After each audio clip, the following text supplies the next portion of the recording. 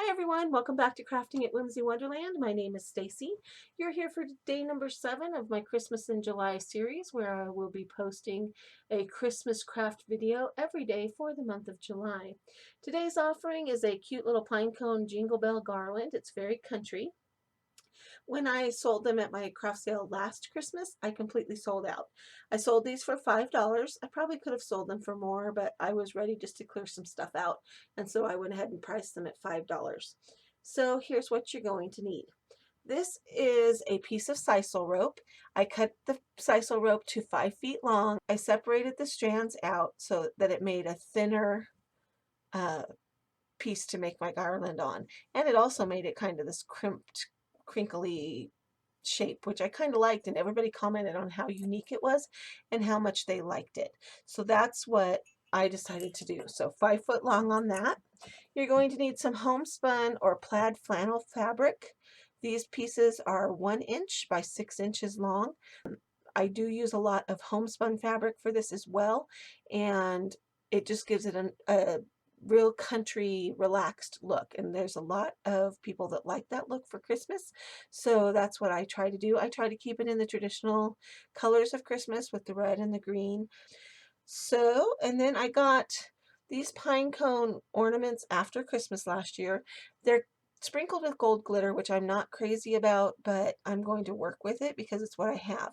I had a hard time last year finding pine cone ornaments. The Dollar Tree usually carries them, and for some reason last year they just did not. So I think I actually got these at Target. I'm not 100% sure on that. But what I liked about them is that they have this ornament topper on it, and they came with the gold string to go through it because that gold string is going to be used in this craft. And then a package of the Christmas jingle bells from the Dollar Tree.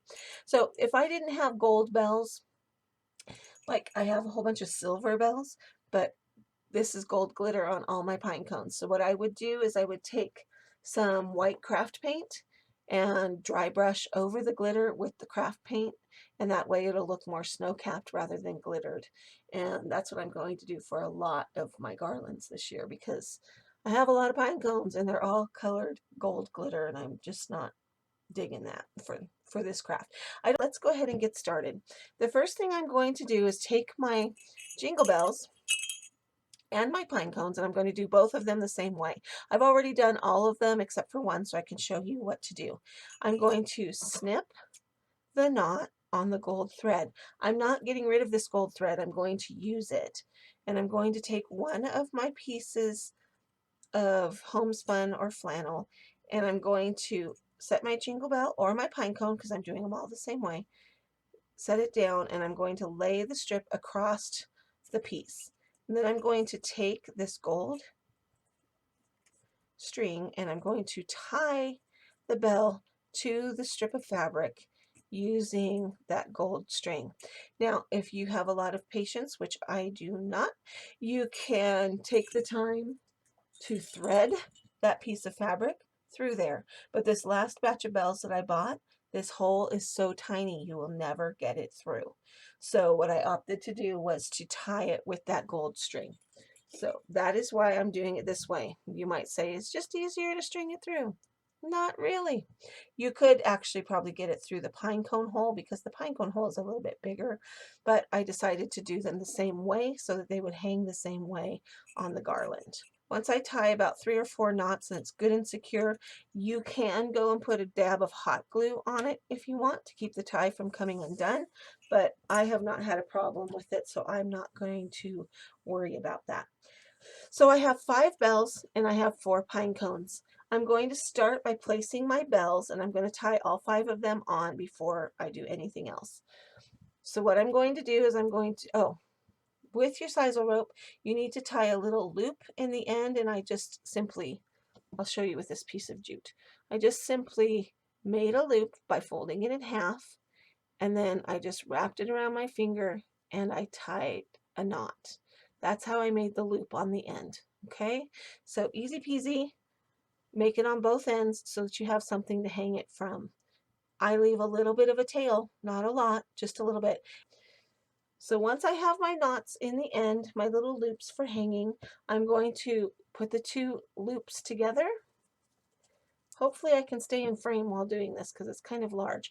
Like I said, this is a 5-foot piece of sisal. So I'm going to fold it in half and find the middle. Okay, that's where my first bell is going to get tied on. So marking it with just my fingernail, I'm going to lay it across the piece of flannel, and I'm going to tie the flannel around the sisal rope, adjusting my knot and making it very tight. And if this causes your homespun to fray, perfect. That's the look you're going for anyway. The more frayed it is, the more relaxed it looks. You don't want to have like big, huge strings hanging off. You'll have to go back and trim those. But you want to make sure you have a double knot and that it's good and tight. Okay, first one tied on. I have my whole garland folded in half. I have my two loops down at one end, and I have the bell I just tied on down in the middle. Okay, now I'm going to bring those two ends together like I'm folding a blanket. Okay, I'm going to put those loops right to the edge of that bell, and I'm going to run my fingers down until I find the middle, folding that in half again. All right, that's where my next bell is going to go, where my thumb and forefinger are. My next two bells, actually. So sometimes I'll take a little pencil, whatever, and sometimes just a little piece of tape to mark the place for the second one. You don't have to do that. You can totally just remeasure after you tie the next bell. So I'm going to tie this bell on. Continue by tying each bell on, then pulling the bells together and folding each section in half to find the middle. Tie on the next bell until all 5 bells are tied on. Then you'll be ready to tie on the pine cones. The reason I do the bells first is because there's 5 bells, and once your 5 bells are on, then you'll be able to evenly space your pine cones in between, and you'll have a perfectly spaced garland without having to get your ruler out every 2 seconds. If you're one of those that likes to measure, this is a 5-foot garland to start with, and in between my bells I have approximately 9 inches. Okay, approximately 9 inches between each bell. If you would rather measure 9 inches, 9 inches, 9 inches, you go right ahead and do that. Okay, so now I've got my 5 bells on approximately 9 inches apart. Now I'm going to bring in my 4 pine cones. Now I'm not going to tie anything between the pine or the last bell and the loop. I'm going to just leave that there for hanging purposes. I do usually take an extra piece of homespun and tie it around up by the hanger just so it's pretty. You can add another bell if you want. So now what I'm going to do is I'm going to start at one end and I'm going to grab the first 2 bells. I'm going to put them side by side and figure out where halfway is between the 2 of the bells. Okay, that's where I'm going to tie my first pine cone. This is a noisy craft. Sorry about that, guys. Lots of jingling. If you don't like the sound of jingle bells, this is not the project for you to be doing, because they're going to jingle all the way from beginning to end. All right, so then I have let's see if I can lay this down.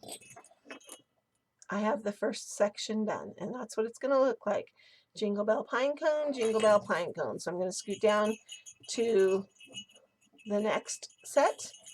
So I've got jingle bell pine cone. I'm going to take the next jingle bell and the next jingle bell, fold it in half. That's where my next pine cone goes. Continue folding the garland in half between the 2 jingle bells and finding the middle and tying on a pine cone in each section. Then once you have all 4 pine cones tied on, you'll be all done. And there it is. Okay, there you have it, the finished pine cone jingle bell garland. I hope you've enjoyed crafting this project with me today, and come back tomorrow and see what I've got in store for you for day number 8 of Christmas in July. This has been Crafting with Whimsy Wonderland. Thanks for stopping by, and I'll see you next time.